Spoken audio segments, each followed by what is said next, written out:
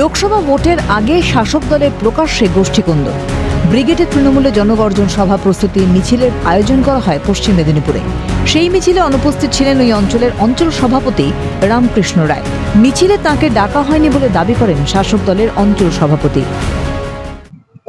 না, কোনো রকম ফোন করা হয়নি বা জানানো হয়নি যে আমার অঞ্চলে মিছিল হবে। আমি বাইরে চলে গিয়েছিলাম, জেলা সভাপতি মহাশয় এসেছিলেন, আমাকে ফোন করেছিলেন, আমি ডাক্তার দেখাতে বাইরে চলে গিয়েছিলাম, তার জন্য আমি আসতে পারি।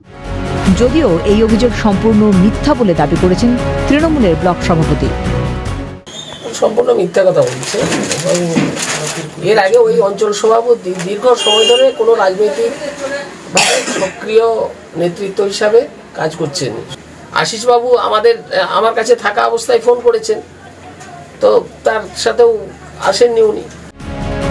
এ বিষয়ে মুখ খুলেন তৃণমূলের জেলা সভাপতি। কোনো কারণেই হয়তো এই ব্লক যেটা অর্গানাইজ করেছিল, যে কোনো কারণেই ওনার কাছে খবরটা সঠিক পথে পৌঁছানো যায়নি। ব্লকের প্রস্তুতি সভায় বঞ্চনার অভিযোগ শাসক দলের অন্দরেই।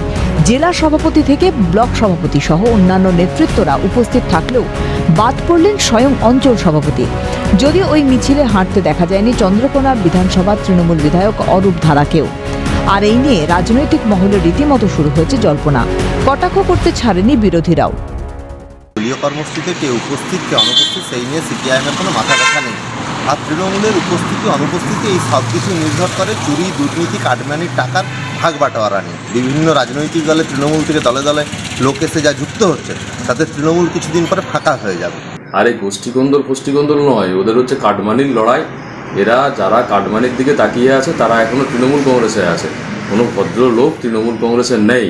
স্বাভাবিকভাবে ওরা আগে নিজেদের গোষ্ঠীকন্দল সামলাক, তারপর ওইসব জনগর্জন এইসব হচ্ছে করতে যাবেন। অভিষেক চক্রবর্তীর রিপোর্ট, ক্যালকাটা নিউজ।